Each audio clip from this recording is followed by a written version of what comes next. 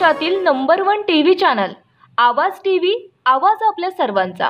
वट सावित्री पौर्णिमा निमित्ताने धुळे शहरात महिलांनी केली आपल्या पतीच्या दीर्घायुष्यासाठी वडाच्या वृक्षाजवळ प्रार्थना करण्यात आली। शहरातील आई एकविरादेवी मंदिर परिसरात असलेल्या वडाच्या झाडाला परिसरातील महिलांनी आपल्या पारंपरिक वेशभूषा परिधान करून वडाजवळ पूजा अर्चना केली। तसेच सातो जन्मी आपल्याला हाच पती मिळावा व पतीच्या दीर्घायुष्यासाठी महिलांनी यावेळी प्रार्थना केली। मोठ्या संख्येने महिलांची उपस्थिती या परिसरामध्ये पाहायला मिळाली।